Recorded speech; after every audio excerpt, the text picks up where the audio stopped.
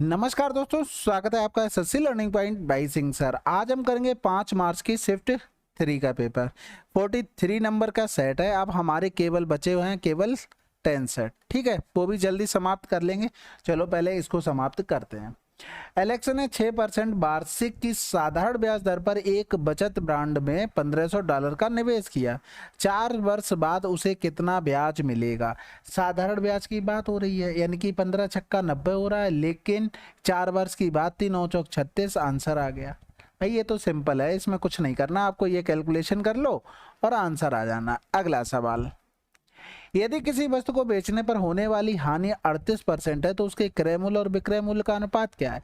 क्रय मूल्य 100 है, 38 का लॉस हो रहा होगा तो कितने में बेचेगा भाई? 62 में बेचेगा। तो ये 2 3 6, 2 एकम 2, 2 पंजे 10। अगला सवाल, एक वस्तु का क्रय मूल्य इतने रुपए है, वस्तु पर 45% की छूट देने के बाद 10% का लाभ होता है, वस्तु का अंकित मूल्य कितना है?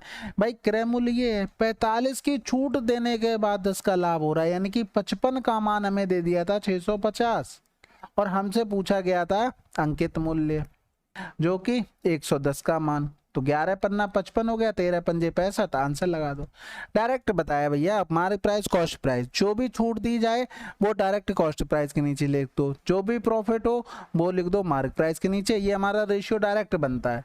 अब जिसने पीछे से वीडियो देखे होंगे तो डायरेक्ट इसको कर लेंगे, नहीं तो फिर क्या है, थोड़ा टाइम लगता है, हो तो चीजें जाती। यदि कोई वस्तु 20% की छूट के बाद 10% की हानि पर बेची जाती है तो क्रय मूल्य परसेंटेज के रूप में कितना होगा? देखो, अंकित मूल्य पूछा गया, कॉस्ट प्राइस का कितना परसेंट होगा, बस देखो अभी रेशियो आपको बताया था, मार्क प्राइस कॉस्ट प्राइस, छूट दी जाती है वो किसके नीचे आ जाता है? कॉस्ट प्राइस पर। हानि हो रही वो किसके नीचे आ जाएगा? डायरेक्ट मार्क प्राइस के। अब इस सवाल में क्या था, प्रॉफिट हो रहा था तो प्रॉफिट की वजह से 110 हो गया। इस सवाल में इसमें हानि हो रही थी तो हानि की वजह से 10 कम हो गया, ठीक है। तो यही पूछा है कि 90-80 का कितना परसेंटेज है, बस सवाल खत्म हो गया। तो यहाँ पर 9 गुणे में अगर लिखना चाहें तो ये हो जाएगा 100/8, यानी कि इसका मतलब हो गया 12.5%। तो 9 गुणे में 12.5 हो गया, 9 पन्ना 45 हो गया, 12 ने में 108 और 4 112.5। खत्म हो गया सवाल। सिंप्लीफिकेशन है, सबसे पहले क्या करेंगे, ब्रैकेट 3 यानी कि ये 5 हो गया, गुणे में 3/2 हो गया, यानी कि 15 पन्ना 75, 18 में से 7.5 घटा दो तो 18 से 8 गया 10, 10 से 5 गया 5। ये तो आसान था बिल्कुल। अगला सवाल, BCDE का औसत इतना है, BC का औसत इतना है, DE का औसत क्या होगा? कुछ नहीं है भाई, देखो 4 लोगों का एवरेज 25 है और 2 लोग इसमें से हटा दिए जाते हैं तो 2 लोगों का एवरेज 11 बचता है। तो जो 2 लोग गए उनका एवरेज क्या होगा?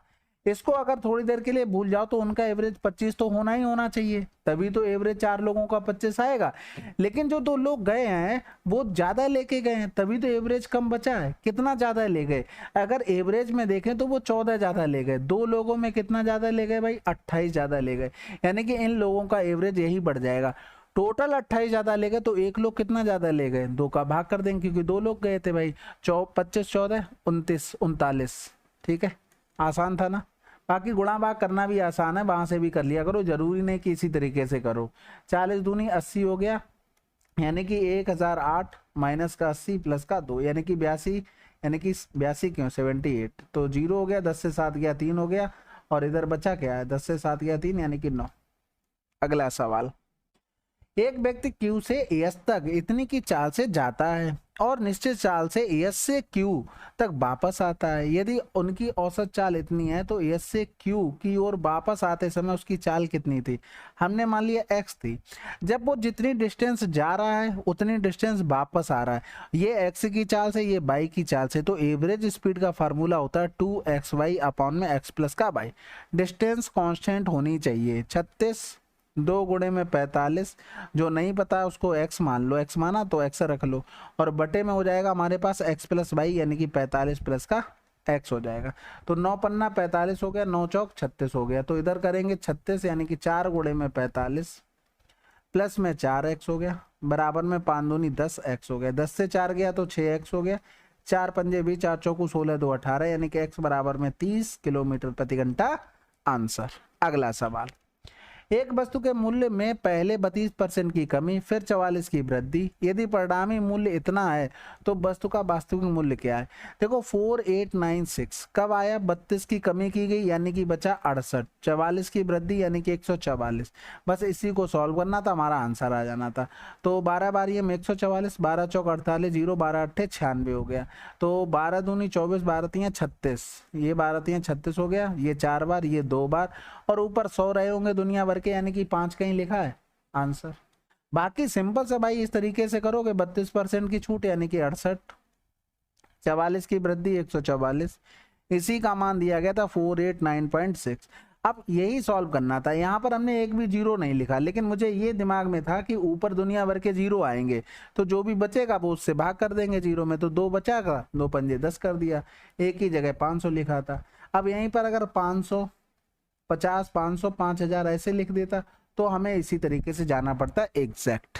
अगला सवाल, मिंटो 75 दिनों में, पिंटो 150 में। पिंटो ने काम शुरू किया, 30 दिनों तक काम किया, मिंटो से इस काम कितने दिनों में पूरा करेगा। एलसीएम 150 हो गया, 75 दूनी 150, ये एक हो गया।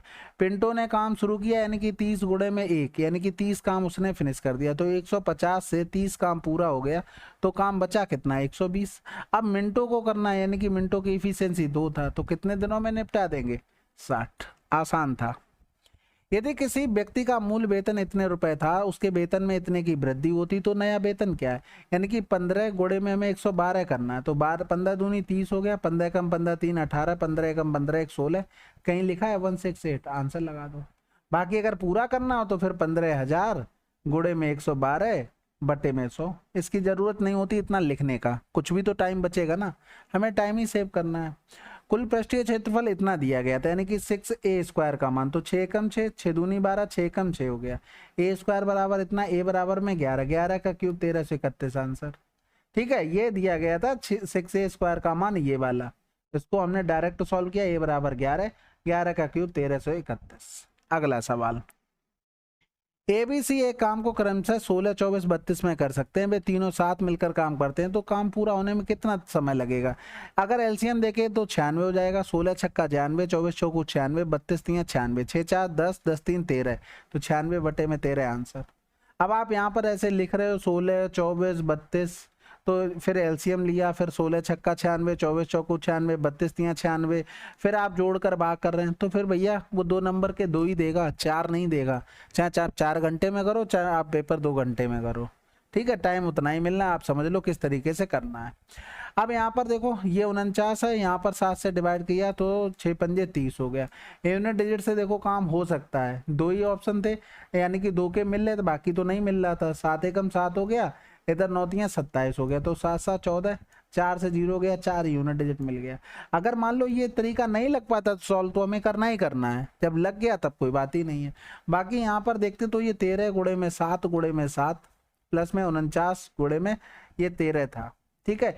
यहाँ से देखते तो ये दोनों चीजें तो सेम ही तो लिखी थी बिल्कुल, तो यहाँ पर कर लेंगे 13 गुणे में 49 गुणे में 2, और माइनस का हो जाएगा ये हमारे पास 30, तो इधर कर लेंगे 13 ने में 117, 13 चौकू 52, 52 और 11 63 हो गया, गुणे में 2 हो गया, 2 सत्ते 14 हो गया, 2 तियां 6 हो गया, 6 1 7 हो जाएगा, 2 छक्के 12 हो जाएगा, माइनस का 30, तो 4 4 12 आंसर। अगला सवाल, 12,000 रुपए की मूल धनराशि पर 2 वर्ष के लिए चक्रवृद्धि ब्याज उसी अवधि के लिए साधारण ब्याज से इतने रुपए अधिक है, तो ब्याज की दर 2 साल के डिफरेंस का फार्मूला डी बराबर में पी इंटू में आर अपॉन में 100 की पावर में 2 हो गया। तो हमें रेट निकालनी थी, इसमें सब मान रख दो, 4320 बराबर में 12,000 इंटू में आर स्क्वायर अपॉन में हो गया 1 2 3 4, तो 2 और 1 3, ये 3 जीरो चले गए, इधर करेंगे तो 12 तियां 36, 12 छंग 72 यानी कि 3600, तो आर बराबर कितना आ गया 60%। अगला सवाल, लघुत्तम समापवर्त और महत्तम समापवर्त का अनुपात बताना है। भाई देखो एचसीएफ तो आप डायरेक्ट बता सकते कि 11 आएगा हमारे पास, अब एलसीएम में 11 तो आना ही आना है। अब 11 के अलावा क्या बचा, देखो 11 हमने इनमें सब में से कॉमन ले लिया, 2 बचा, 1 बचा और 4 बचा, इन सब का एलसीएम 4 हो जाएगा, और लिख दो, तो ये कैंसिल आउट, 4 रेशियो में 1 आंसर।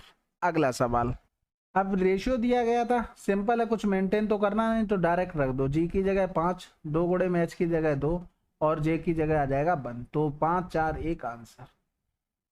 पी क्यू और आर एस का रेशियो ये दिया गया था, पी आर अपॉन में क्यू एस दिया गया था, दोनों को मल्टीप्लाई करना था, पी इंटू में आर अपॉन में क्यू इंटू में एस। और अगर हम बराबर देखते तो 1/3 गुणे में 2/3 इंटू में पी अपॉन में क्यू। अब पी क्यू का मान ये दिया कितना गया था 1/3, यानी कि 1/3 गुणे में 2/3 गुणे में 1/3, यानी कि 2/3 त्रिकान होती है 27 आंसर।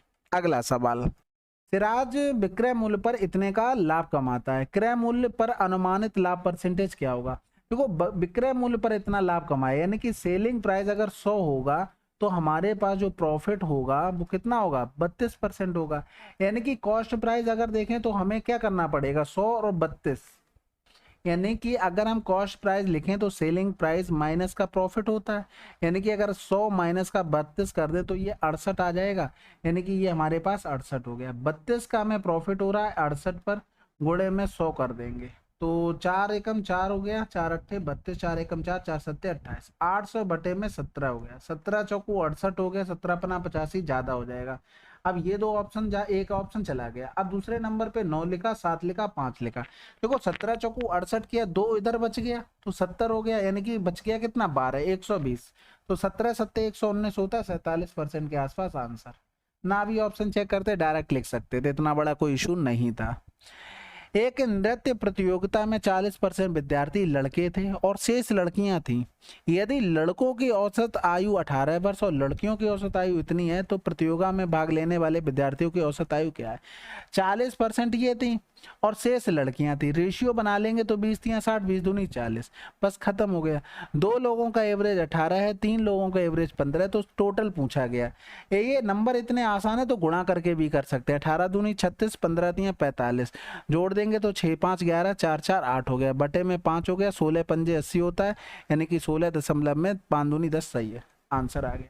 बाकी डिवीजन से भी कर सकते हैं, लेकिन जब कैलकुलेशन आसान होती तो डायरेक्ट कर लो, क्या ही दिक्कत है, कुछ होने वाला तो है नहीं, तो खत्म कर दो उसको। चलिए ये 5 मार्च की शिफ्ट 3 थी, कोई सजेशन वगैरह हो तो कमेंट बॉक्स में जरूर लिखिएगा। चलिए फिर मिलते हैं अगले वीडियो में, तब तक के लिए जय हिंद जय भारत।